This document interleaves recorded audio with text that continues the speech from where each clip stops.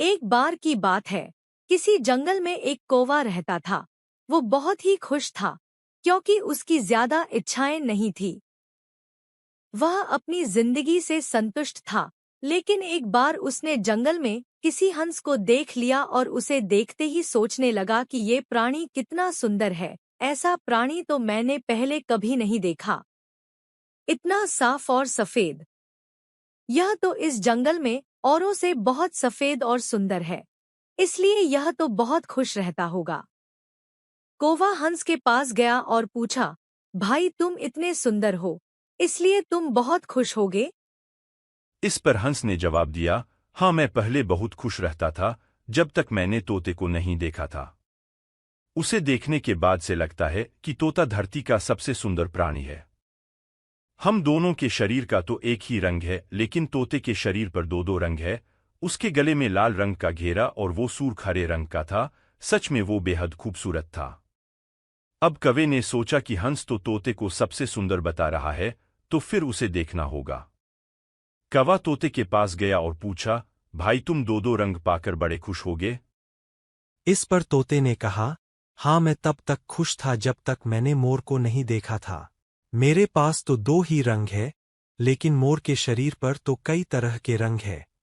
अब कौवे ने सोचा, सबसे ज्यादा खुश कौन है, यह तो मैं पता करके ही रहूंगा। इसलिए अब मोर से मिलना ही पड़ेगा। कौवे ने मोर को जंगल में ढूंढा, लेकिन उसे पूरे जंगल में एक भी मोर नहीं मिला और मोर को ढूंढते ढूंढते वह चिड़ियाघर में पहुंच गया, तो देखा मोर को देखने बहुत से लोग आए हुए हैं और उसके आसपास अच्छी खासी भीड़ है। सब लोगों के जाने के बाद कौवे ने मोर से पूछा, भाई तुम दुनिया के सबसे सुंदर जीव हो और रंग बिरंगे हो, तुम्हारे साथ लोग फोटो खिंचवा रहे थे। तुम्हें तो बहुत अच्छा लगता होगा और तुम तो दुनिया के सबसे खुश जीव होगे। इस पर मोर ने दुखी होते हुए कहा, भाई अगर सुंदर हूं तो भी क्या फर्क पड़ता है। मुझे लोग इस चिड़ियाघर में कैद करके रखते हैं, लेकिन तुम्हें तो कोई चिड़ियाघर में कैद करके नहीं रखता और तुम जहां चाहो अपनी मर्जी से घूम फिर सकते हो।